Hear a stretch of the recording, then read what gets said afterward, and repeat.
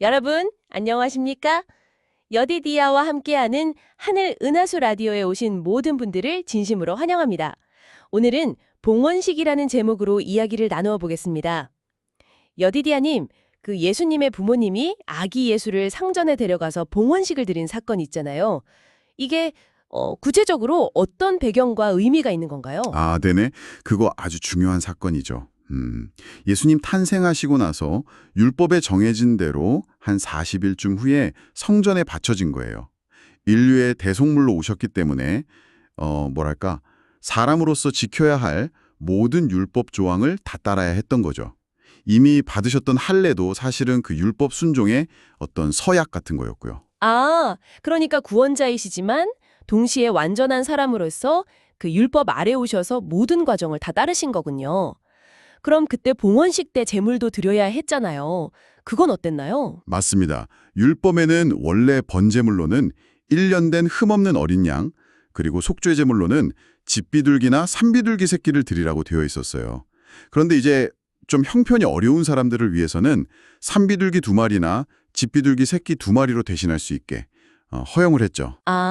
요셉과 마리아는 아시다시피 가난했기 때문에 이제 비둘기 2마리를 제물로 드린 겁니다. 그렇군요. 그 비둘기 2마리가 그분들의 어떤 형편을 보여주는 거였네요? 네, 그렇죠.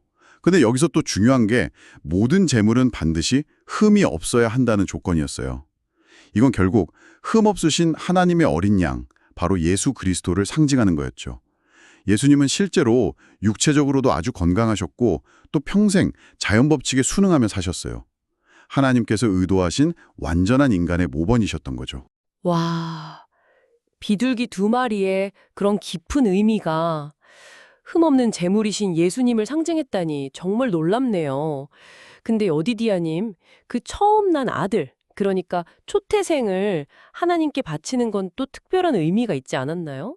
네. 아주 중요한 의미가 있죠. 그 이스라엘 백성이 이집트에서 나올 때 기억하시죠? 네, 출애굽 때요? 네. 마지막 재앙 때 이집트의 모든 처음 난 것들은 죽었지만 어린 양의 피를 문설주에 바른 이스라엘의 장자들은 살아남았잖아요. 맞아요. 6월절 사건이죠. 네. 그래서 그때부터 처음 난 것은 생명을 주신 하나님께 속한 것으로 구별되었어요. 그래서 장자를 일단 하나님께 드렸다가 속전이라고 하는 일종의 대속하는 값을 지불하고 다시 데려오는 그런 예식을 행했죠. 속전이요? 네. 이 모든 과정이 사실은 하나님께서 인류 구원을 위해 당신의 아들, 하늘의 장자이신 그리스도를 주시겠다는 그 약속을 기억하고 인정하는 방식이었던 거예요. 그러니까 예수님을 위해서 속전이 지불되었지만 사실 그분이야말로 온 세상을 위한 진짜 속전을 치르실 분이었던 거죠. 와, 정말 모든 것이 다 예수 그리스도를 통한 구원을 미리 보여주고 있었네요. 그럼 실제 성전에서는 어떤 일이 있었나요? 제사장들은 아기 예수를 알아봤을까요, 혹시? 안타깝게도 제사장들은 전혀 알아보지 못했습니다. 그들에게는 그냥 매일 반복되는 수많은 봉헌식 중 하나였겠죠. 가난한 부모가 데려온 그냥 평범한 아기다. 이렇게만 생각했어요. 그냥 의례적인 절차로만 본 거군요. 모세가 예언했던 바로 그 선지자이고 또 이 모든 제사 제도의 기초이자 완성이 될 분이라는 사실을 전혀 몰랐던 거죠. 성전의 눈에 보이는 영광, 그 쉐키나는 이미 떠나 있었지만 아기 예수님 안에 진짜 영광이 감추어져 있었는데도 말입니다. 참 안타깝네요. 영적인 눈이 가려져 있었던 거군요. 하지만 그 자리에서 아기 예수를 알아온 사람도 있었다고 들었어요. 네, 정말 놀라운 일이 있었죠. 시므이른이라는 사람이 있었어요. 아주 의롭고 경건하고 또 성령의 인도하심을 받는 분이었는데 이분이 성령의 지시로 성전에 왔다가 마침 아기 예수를 보게 된 거예요. 와, 타이밍이 정말. 네. 그리고는 딱 보자마자 이 아기가 이스라엘이 그토록 기다리던 메시아, 또 만민을 위한 구원자라는 걸 그냥 알아차린 거죠. 그래서 아기를 안고 막 감격해서 하나님을 찬양했어요. 내 눈이 주의 구원을 보았습니다. 이는 만민 앞에 예비하신 것이요 이방을 비추는 빛이고 주의 백성 이스라엘의 영광입니다. 이렇게요. 와, 정말 감동적인데요. 그 자리에 있었으면 저도 막 눈물이 났을 것 같아요. 그 시므온이 마리아에게 예언도 했다면서요? 네, 맞아요. 개인적인 축복과 더불어서 아주 의미심장한 예언을 넘겼죠. 마리아를 향해서 보라 이 아기는 이스라엘 중 많은 사람을 패하거나 흥하게 하며 비방을 받는 표적이 되기 위하여 세움을 받았고 또 칼이 내 마음을 찌르듯 하리니 이는 여러 사람의 마음의 생각을 드러내려 함이니라 이렇게 말했어요. 칼이 마음을 찌르듯 한다. 그리고 마음의 생각을 드러낸다. 이게 무슨 뜻일까요? 그 예언은 이제 앞으로 그리스도의 사역이 가져올 여러 반응들, 그러니까 사람들이 그분을 받아들이거나 거부하면서 그 마음 깊은 곳의 생각과 태도가 드러날 거라는 걸 암시했어요. 그리고 칼이 네 마음을 찌르듯 한다는 건 마리아 자신도 아들의 고난 때문에 정말 큰 슬픔을 겪게 될 거라는 뜻이었죠. 아, 어머니로서의 고통을 예언한 거군요. 네. 그리고 또 그 자리에는 안나라는 아주 나이가 많은 여선지자도 있었는데 이분 역시 시므온의 증언을 듣고 확증하면서 하나님께 감사하고 예루살렘의 구원을 기다리던 모든 사람에게 이 아기에 대해 증언했어요. 시므온과 안나, 정말 성령께 민감했던 분들이네요. 근데 아까 여러 사람의 마음의 생각을 드러낸다는 말씀이 계속 마음에 남아요.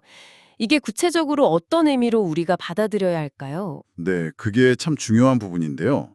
그리스도의 삶과 죽음, 특히 그 갈보리 십자가는 마치 거울과 같아요. 한편으로는 하나님의 무한한 사랑과 동시에 죄에 대한 그분의 공의로운 미움을 보여주고요. 또 다른 한편으로는 사탄의 본성, 즉 철저한 이기심과 증오를 아주 극명하게 드러내죠. 네. 그리고 가장 중요하게는 바로 우리 인간 각자의 마음속 생각과 동기를 숨김없이 다 비춰준다는 겁니다. 갈보리 십자가는 어떻게 보면 사랑과 이기심이 정말 정면으로 충돌한 현장이었어요. 그리스도는 온전히 남을 위해 자신을 내어주셨고 사단은 하나님을 향한 증오심을 폭발시켰죠. 사람들은 그리스도를 향한 자신의 태도를 통해서 자기가 어느 편에 서 있는지를 스스로 증명하게 되는 거예요. 그게 결국 자신에 대한 판결을 내리는 셈이 되는 거죠. 아, 그리스도를 대하는 태도가 곧 내 마음의 상태를 드러내고 그게 나에 대한 판결이 된다? 정말 무서운 말씀이면서도 중요한 진리네요. 네. 그래서 마지막 날에는 모든 거짓과 위선이 다 사라지고 십자가의 참된 의미가 밝히 드러나면서 모든 존재가 하나님의 의로우심과 사랑 앞에 무릎 꿇게 될 겁니다. 여디디안이 오늘 이 봉헌식 이야기를 쭉 들어보니까 정말 많은 생각이 드는데요. 이 이야기를 통해 우리가 오늘날 가슴 깊이 새겨야 할 교훈이 있다면 무엇일까요? 좀 정리해 주시면 좋겠어요. 네. 이 봉헌식 이야기는 우리에게 정말 중요한 사실을 깨닫게 해주는 것 같아요. 뭐냐면 하나님의 위대한 계획은 때로는 세상의 눈으로 보기에는 아주 평범하고 심지어 초라해 보이는 모습으로 이루어진다는 거예요. 화려한 성전에서 매일 제사를 드리던 그 권력 있는 제사장은 정작 구원자를 알아보지 못했잖아요. 네, 그랬죠. 하지만 마음이 가난하고 성령께 민감했던 시므온과 안나, 이분들은 아기 예수님을 통해서 하나님의 구원을 발견했어요. 이건 오늘 우리에게도 똑같은 질문을 던지는 것 같아요. 우리는 혹시 외적인 형식이나 세상적인 기준, 그런 것에 사로잡혀서 우리 삶의 가장 평범한 순간에 아주 조용히 찾아오시는 주님을 알아보지 못하고 있지는 않은가 하는 거죠. 아, 진정한 경배나 신앙은 어떤 화려한 의식이나 높은 직분에 있는 게 아니라는 겁니다. 오히려 매일의 삶 속에서 아주 사소해 보이는 순간 속에서 하나님의 임재를 느끼고 시므온과 안나처럼 깨어있는 마음으로 그분의 뜻에 우리의 마음과 삶을 온전히 드리는 것, 거기에 진정한 신앙이 있다는 것을 기억해야 합니다. 네. 여러분의 마음은 오늘 어디를 향하고 있습니까? 그리스도의 빛 앞서서 여러분의 마음은 과연 어떤 모습으로 드러나고 있나요?